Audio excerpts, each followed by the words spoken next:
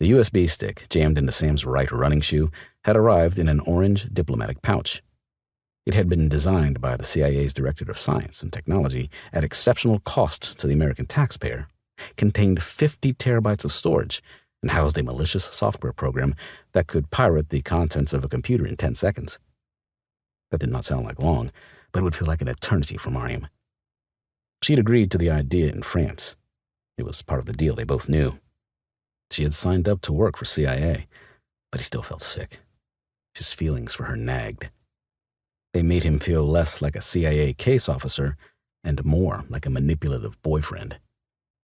The stick pinched his heel as he jogged past a restaurant onto one of Qassoum's overlooks.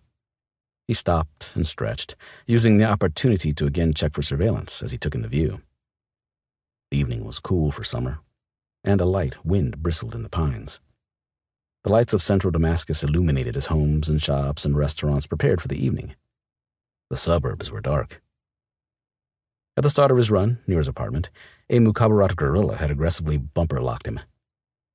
He'd been a hair tweaked because this was just no fun, having a constant shadow on you.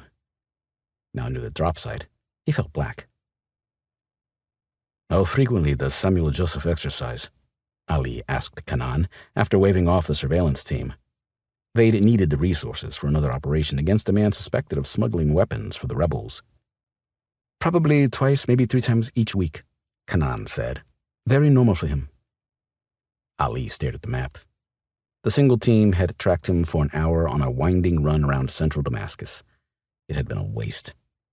He lit a cigarette, wondering if Samuel was a dead end. Then he heard again the little whisper in his head, the one that helped him track down a serial killer on the coast all those years ago. And now it said, "No, you keep at this, American." Ali took a long drag on the cigarette, snuffed out the butt in his ashtray, and called Layla to hear her voice. Feeling alone, Sam checked his periphery and the hills above without moving his head. Nothing. The path ahead cut steeply upward until it turned to the right. He began sprinting up the hill, his legs and lungs burned. Cold sweat ran down his forehead. The path evened out, and he emerged from the pines. He saw the retaining wall drop site 20 yards ahead. It looked identical to the image from Proctor's tablet in France. He sprinted closer, now risking an obvious look back to see if anyone trailed him.